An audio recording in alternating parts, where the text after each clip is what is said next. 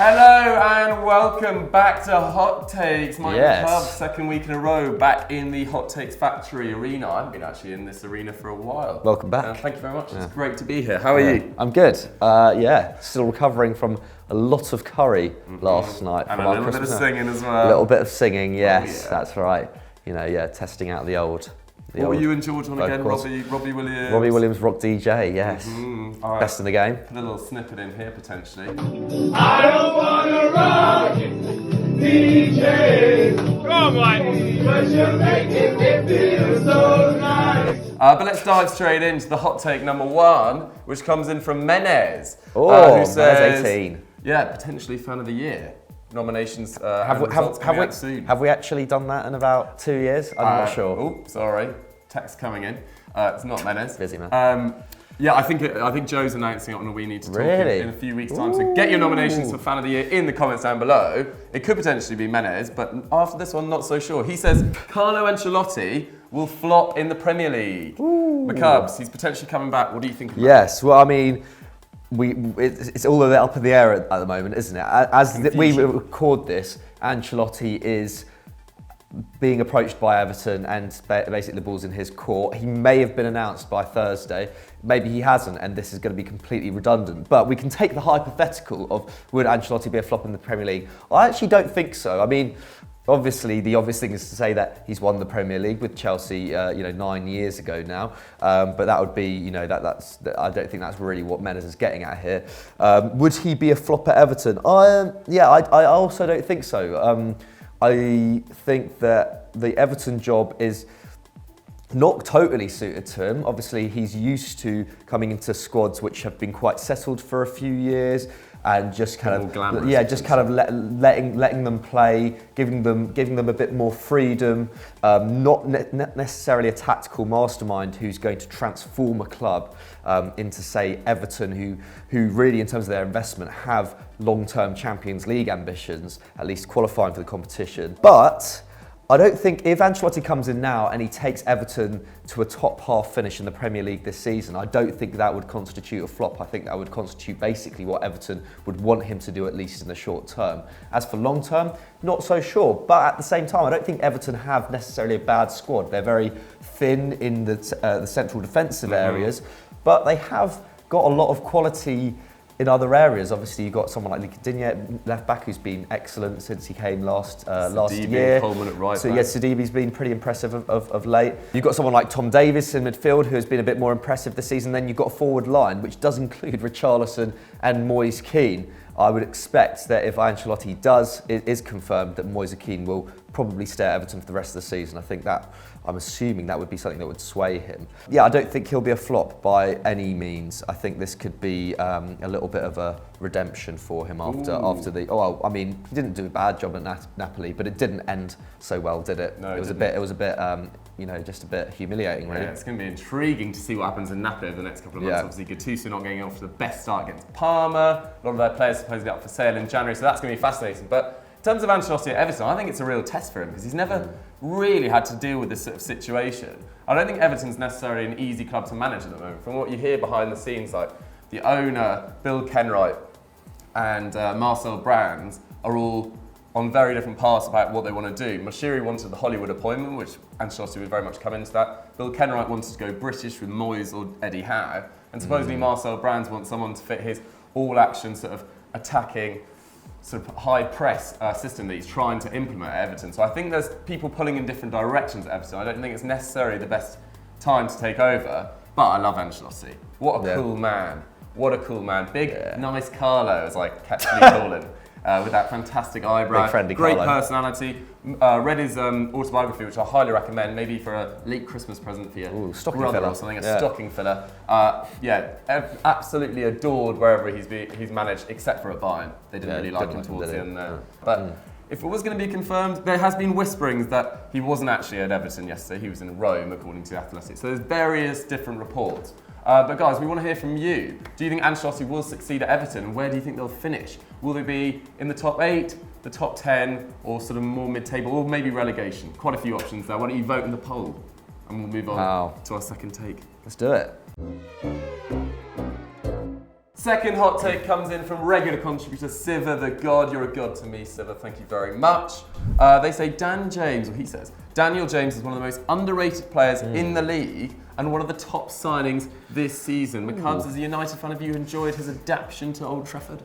Yeah, I have, generally speaking. I mean, he's obviously still quite a kind of raw specimen in terms of like what we can expect to see from him in the future. But yeah, I think he's been excellent by what we expected. Came up from the Championship. How many times do you see a player get signed by a Champions League, a club with that Champions League ambitions from the Championship and get into the first team straight away? But I think he's adapted very well. He's got 3 goals and 5 assists in just over 1,000 minutes so far this term, which is very good considering he's playing in a United team that doesn't create a huge amount of high quality chances, at least not on a consistent basis. There's no denying that Solskjaer's system is very much a counter-attacking system, almost exclusively so. United seem to be unable to win games when they've had more than 55% possession, whereas they tend to win almost every game where they have under 45% possession.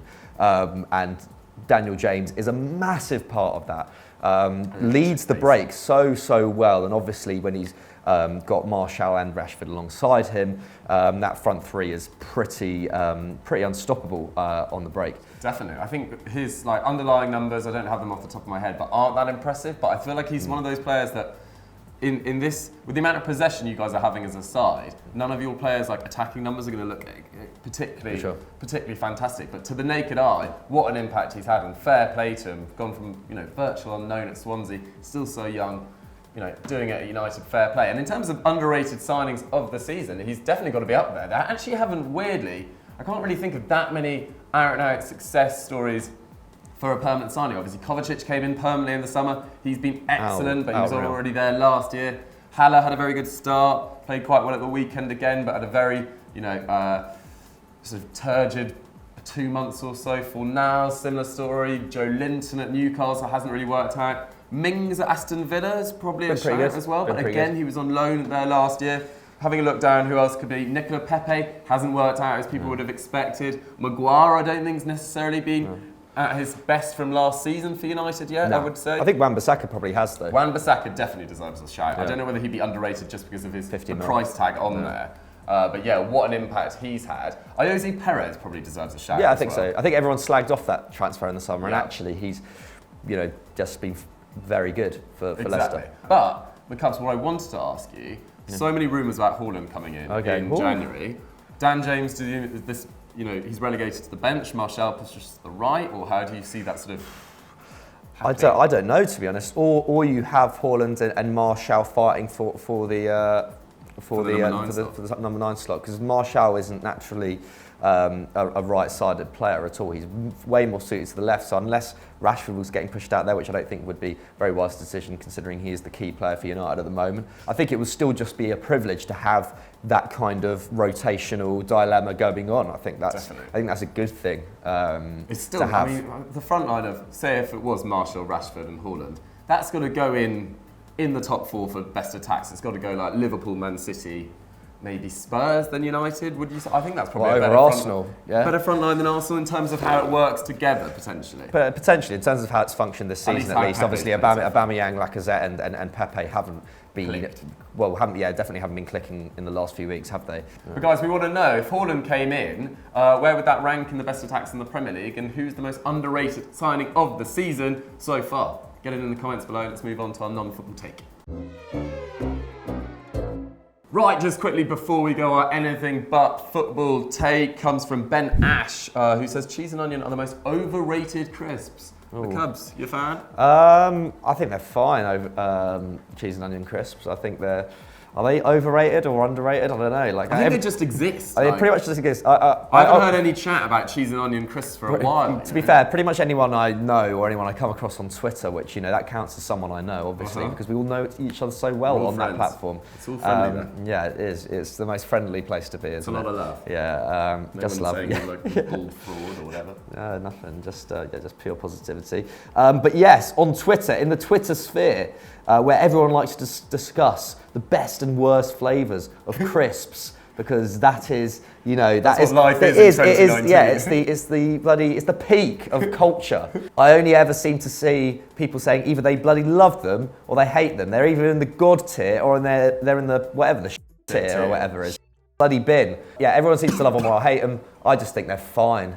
Yeah. They're absolutely fine. Yeah, I think they just exist. They're sort of mediocre, run of the mill. Probably go salt and vinegar above that, a bit of sea salt maybe above really that. interesting. Prawn and cocktail back in the day. Prawn a young cocktail. Doogie would be all over a prawn and cocktail. Prawn cocktail crisps are fantastic. I always say prawn and cocktail. It's prawn cocktail. It's prawn isn't it? cocktail, yeah. I used to think it was prawns and cocktail. What, and a cocktail? Yeah, and it'd just be, that was the Really? combo. That's what Nice. they'd be up to in the Walker's factory.